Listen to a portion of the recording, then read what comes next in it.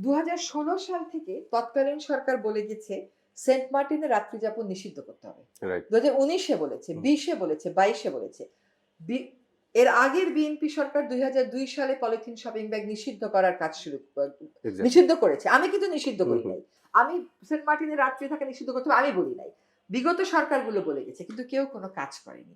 এই কাজগুলো যখন আমি শুরু করলাম সেন্ট মার্টিনের জাহাজ ব্যবসায়ীরা উত্তেজিত। হুম, হুম, হুম। রিসোর্ট ব্যবসায়ীরা উত্তেজিত। রাইট। তারা প্রপাগান্ডা শুরু করলো। আর বিগত সরকারের তো একটা প্রপাগান্ডা মেশিন আছেই। হুম, তারা এই ভাইবটা ছড়িয়ে দিয়েছে যে কিছুই হচ্ছে না, কিছুই হবে হুম, না। হুম। বাংলাদেশে একটা বন আইন হয়েছে। আ মানে 1927 সালের বন আইন। 1927 সালের বন আইন দিয়ে তো আপনি এই যুগে বন রক্ষা করতে করতে পারবেন না। পারবে না।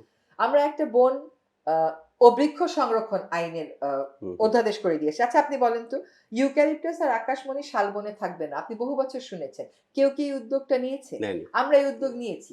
শালবন থেকে ক্রমান্বয়ে একাশিয়া গাছ, ইউক্যালিপটাস গাছ সরানো হুম, হচ্ছে। হুম। চুনতি অভয়ারণ্য থেকে ক্রমান্বয়ে এগুলো সরানো হচ্ছে। একবারে সরালে তো বনভূমি উন্মুক্ত হয়ে পড়বে। তখন দখলের আবার একটা প্রক্রিয়া আসবে।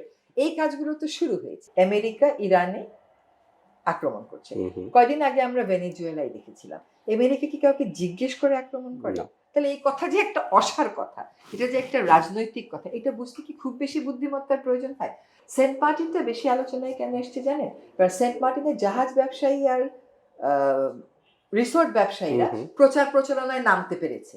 বায়ু দূষণে আমরা যে কাজগুলো করছি এটা নিয়ে প্রচার প্রচারণায় কে নামবে? হুম, হুম, শব্দ হুম। দূষণে যে কাজগুলো শুরু করেছি প্রচার প্রচারণায় কে নামবে? ওকে।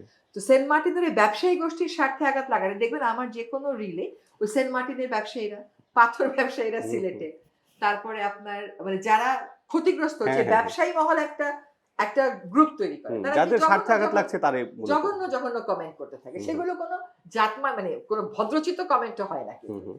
এনিওয়ে সেন্ট মার্টিনটা নিয়ে এটাকে একটা রাজনৈতিক ইস্যু হিসেবে বলা হলো। আপনি যেকোনো বৈজ্ঞানিক ব্যাখ্যা বলুন। আমি তো আপনাকে বলছি যে সেন্ট মার্টিনে রাত্রি যাওয়া নিষেধ আমি করি নাই। হুম। এটা আগের আগের সরকার সরকার করে থেকে দিয়েছে, নিষেধ আমি ছিল। হুম। বাস্তবায়নের উদ্যোগ নিয়েছি। কারণ আগের সরকার একটা জোরে ধমক দিত, তারপরে কোনো একটা অজ্ঞাত কারণে কাজটা আর করত না। সেই প্রশ্নের উত্তর আমার কাছে হুম, নেই। হুম। হয়তো তাদের পলিটিক্যাল বেস দুর্বল হয়ে যাবে বা হয়তো সেখানে কোনো ওদের মধ্যে দর কষাকষি হতো, আমি সেটা বলতে পারছি না। আমার একটাই চিন্তা, সেন্ট মার্টিনের মানুষকে বাঁচাতে সেন্ট মার্টিনকে বাঁচাতে হবে।